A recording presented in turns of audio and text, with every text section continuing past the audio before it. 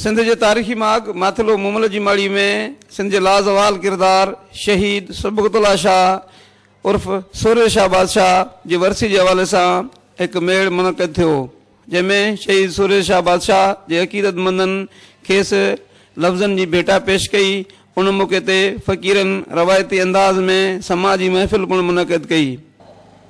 सिखनि सां मुराद अटकाए हुरन ऐं मुंहिंजे कलंगी वारे पागारे शहीद सबक़तुल्लाह शाह सूर्य पागारे अवल सिखनि खे फिनार कयो, सिखनि खे हितां तड़ायो, सिंध मां पंहिंजा हुर शहीद थी विया।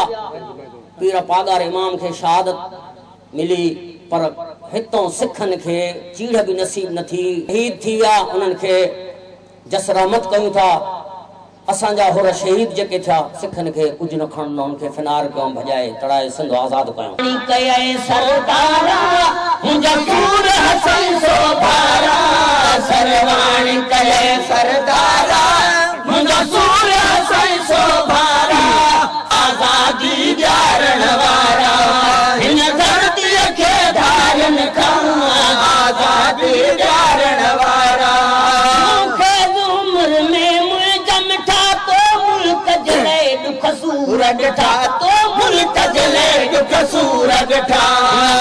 वतन जा प्यारा मुंहिंजा सूर हसन सो भारा, हिन पाक वतन जा प्यारा मुंहिंजा सूर हसन सो भारा, हिन धरतीअ खे धारनि था आज़ादी ॾियारण वारा।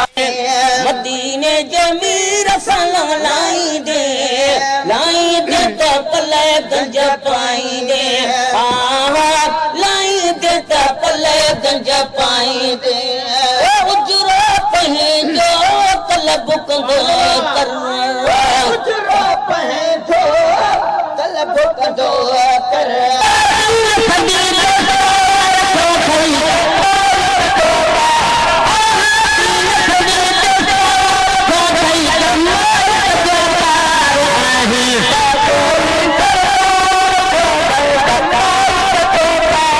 जॾहिं त उन मौक़े ते शहीद सबक़तुल्लाह शाह उर्फ़ सूर्य शाह बादशाह जी क़ुर्बानीनि संदसि शहादत संदसि तारीख़ी जदोजहद बाबति मुख़्तलिफ़ माण्हुनि ख़्यालनि जो इज़हार कयो, जॾहिं त उन मौक़े ते शरीक माण्हुनि जे लाइ लंगर न्याज़ जो पिणु बंदोबस्तु कयो वियो।